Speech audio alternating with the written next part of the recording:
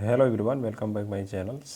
शुरू करते हैं आज का एसएससी जेई का एमसीक्यू जो प्रीवियस एग्जाम्स में आए हुए हैं। पहला क्वेश्चन है friends, which one of the following turbine is most efficient at part load operation. Part load operation पर निम्न में से कौन सी टर्बाइन अधिकतम एफिशिएंट है? पहला प्रोपेलर है, पेल्टन व्हील, फ्रांसिस, कप्लान। इसका करेक्ट आंसर है फ्रेंड्स पार्ट लोड पे। तो पार्ट लोड पे सबसे ज़्यादा जो एफिशिएंट होगी वो कप्लान है, यानी कि ऑप्शन नंबर डी सही है। सबसे ज़्यादा कप्लान, उसके बाद अगर हम बात करें तो पेल्टन व्हील होगी, अगर उससे के बाद तो फ्रांसिस टर्बाइन, और सबसे कम इसमें से जो दिया है चारों में से प्रोपेलर है। तो अगले क्वेश्चन पे हम लोग बढ़ते हैं।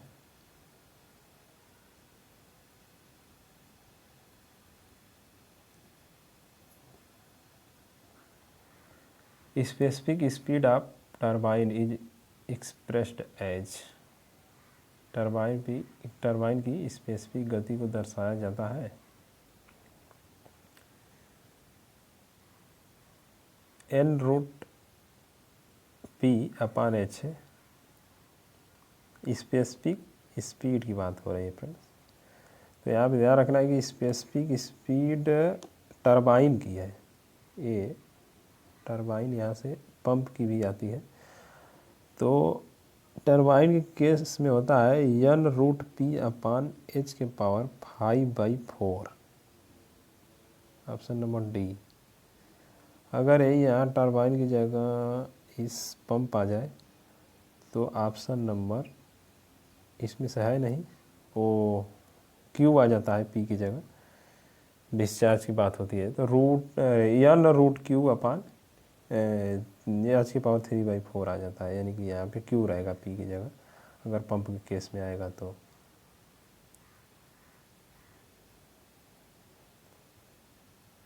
अगला क्वेश्चन है कि द यूनिट पावर यानी PU of a turbine developing a power P under a head H is equal to. Turbine की यूनिट पावर पीयू विकसित करती है पावर पी हेड तथा एच के बराबर। तो इसका करेक्ट आंसर फ्रेंड्स टरबाइन की यूनिट स्पीड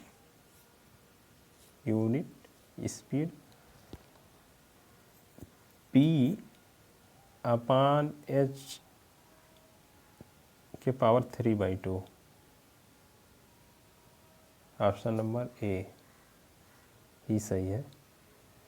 यूनिट पावर यानी पी यू बराबर जो होता है, पी यू बराबर पी अपान एच के पावर 3/2 होता है टरबाइन की यूनिट पावर। अगर टरबाइन की यूनिट स्पीड पूछी जाए तो स्पीड एन से डिनोट करेंगे, तो N U equal to N upon root में एच होता है, यानी कि एच के पावर 1/2। चलिए अगले क्वेश्चन पे।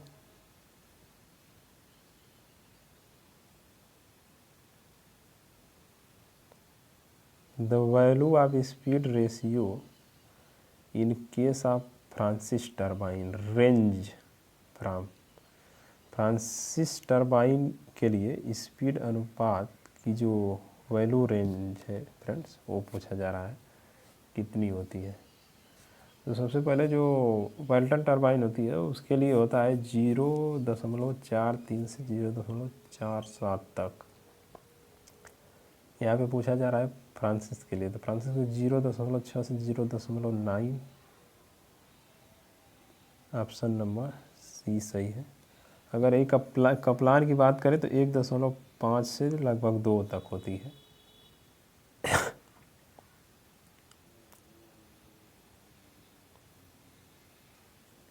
अगला है, अगले क्वेश्चन है फ्रेंड्स, ए पेल्टन टरबाइन है is considered suitable for which one of the following head. मतलब कि पेल्टन टरबाइन को निम्न हेड में किसके लायक माना जाता है। तो ये हाई हेड की टरबाइन है, यानी कि 100 से 200 मीटर करेक्ट है ऑप्शन के अनुसार। फ्रांसिस की बात करें तो 60 से 250 होता है, बट यहाँ पे इसके लिए फ्रेंड पेल्टन टरबाइन के लिए मोर देन 250 होना चाहिए, लेकिन ऑप्शन में मोर देन 250 है नहीं, तो इसी को टिक किया जाएगा। यही वाला रेंज फ्रांसिस टरबाइन के लिए भी होता है, तो ऑप्शन के अनुसार टिक किया जाएगा क्या आता है।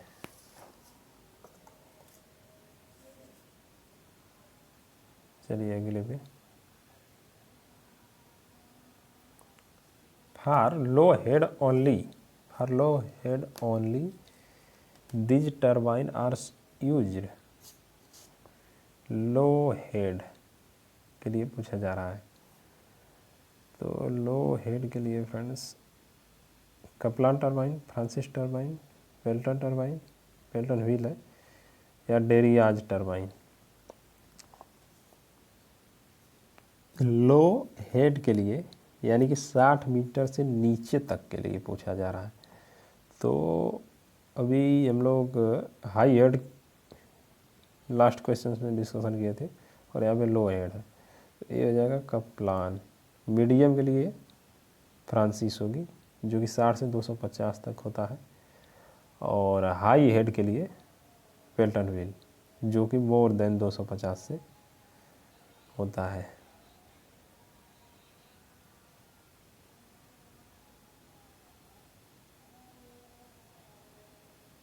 अगला क्वेश्चन है friend,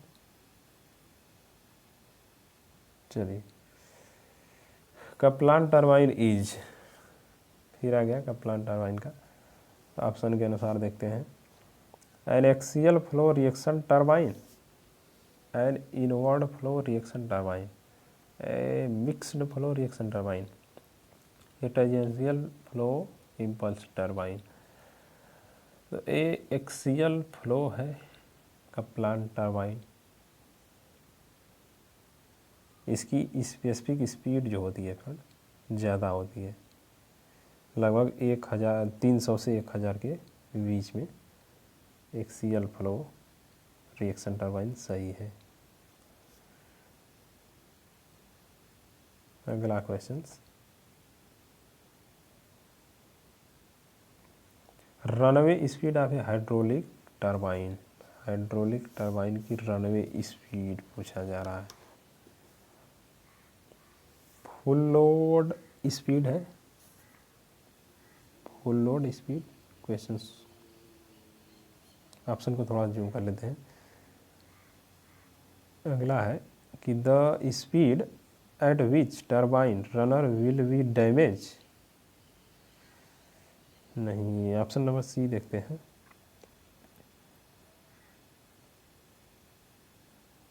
the speed if the turbine runner is allowed to revolve freely without load and with the V-kid get wide open। Yes, यही सही है, option number C, freely without load and with the V-kid get wide open। अगले पे,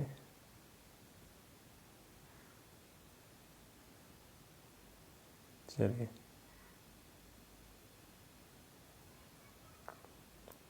an impulse turbine is use for, impulse turbine यानी कि Pelton wheel impulse turbine के अंतर्गत आती है।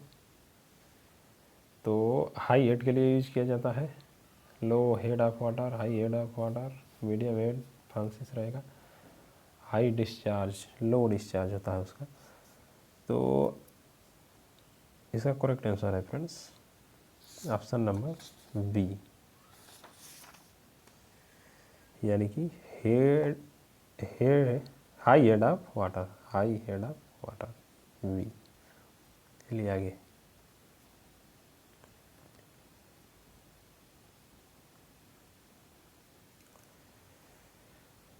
इन a reaction turbine the draft tube is used. प्रतिक्रिया turbine में प्रारूप ट्यूब का उपयोग किस लिए होता है? ऑप्शन नंबर ए है to run the turbine full, turbine को पूरा चलाने में किया जाता है। To prevent air to enter the turbine, to increase the effective load of water, to support water to down stream, down stream. तो ये यूज किया जाता है friend to increase the effective head of water, जल के प्रभावी शीर्ष यानी हेड को बढ़ाने में किया जाता है। ऑप्शन नंबर सी सही है।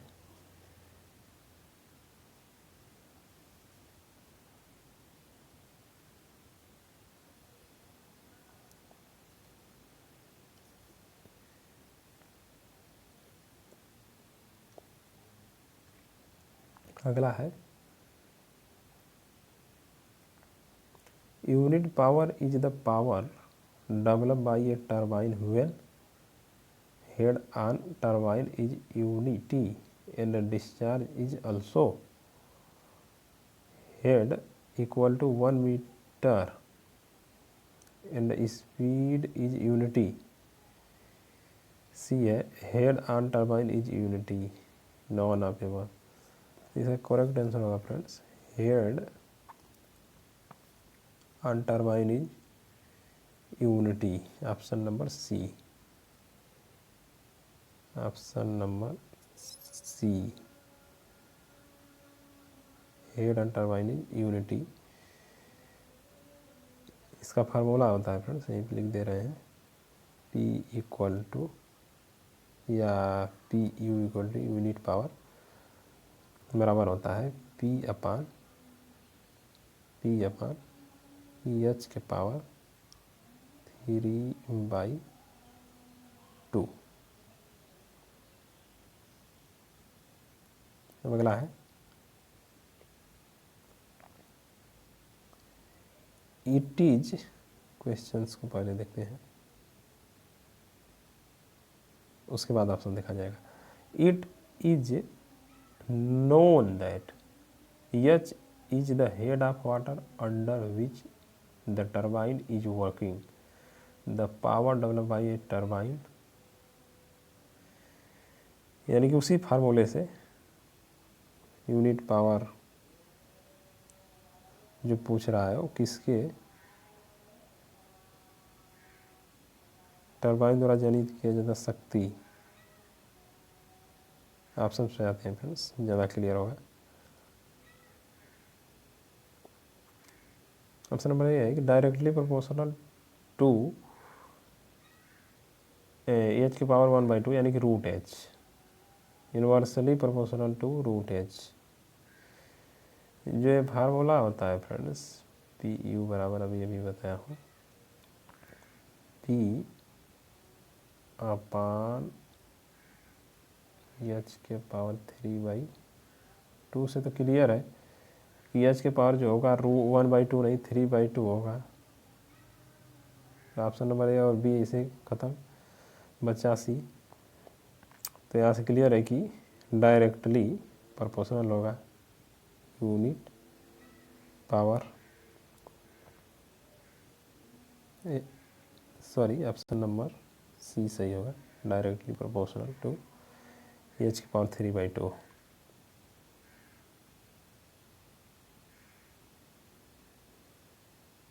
अगला है कि the cavitation in a hydraulic machine, the cavitation in hydraulic machine. इस क्वेश्चन को थोड़ा सा ध्यान से देखना पड़ेगा फ्रेंड्स। चलिए, the cavitation in a hydraulic machine, यानी कि हाइड्रोलिक मशीन में cavitation causes noise and vibration of various part के कारण शोर और विभिन्न भागों में कंपन होता है, यानी कैविटेशन के कारण शोर और विभिन्न भागों में कंपन होता है। मेक द सरफेस रफ, यानी से सतह खुरदरी हो जाती है, यानी कैविटेशन से सतह खुरदरी हो जाती है। ऑप्शन नंबर सी और डी है। Reduce the discharge of turbine, यानी कैविटेशन से टरबाइन के डिस्चार्ज में कमी आती है। ऑप्शन नंबर डी देख लेते हैं, उसके बाद बात करते हैं हम लोग। कैसे sudden drop in power output and efficiency, यानी कैविटेशन से शक्ति आउटपुट और दक्षता में आकस्मिक गिरावट यानी सडन ड्रॉप आती है। इसका फ्रेंड ये आर.के. जैन का सवाल है और ये लगभग चारों आंसर सही लग रहे हैं यहाँ पे, क्योंकि हाइड्रोलिक मशीन में जब कैविटेशन आता है तो कुछ हानियाँ होती हैं, जिससे कि सतह भी खुरदरी हो जाती है और शक्ति आउटपुट और एफिशिएंसी में भी, यानी कि पावर आउटपुट और एफिशिएंसी में भी गिरावट आती है। टरबाइन के डिस्चार्ज में भी कमी होती है और कंपन और शोर भी हो सकता है मशीन के विभिन्न पार्ट में। चारों ऑप्शन सही लग रहे हैं। बुक में आर.के. जैन से लिया गया क्वेश्चन है। इसका जो बुक में आंसर है वो ऑप्शन नंबर बी को ज़्यादा सही माना गया है। इसे तो करेक्ट सभी लग रहे हैं, लेकिन ज़्यादा सही बी को दिया गया है कि सतह खुरदरी हो जाती है, और एसएससी ने भी इसको बी ही माना है। इस तरीके के क्वेश्चंस में all of above option D दे देना चाहिए।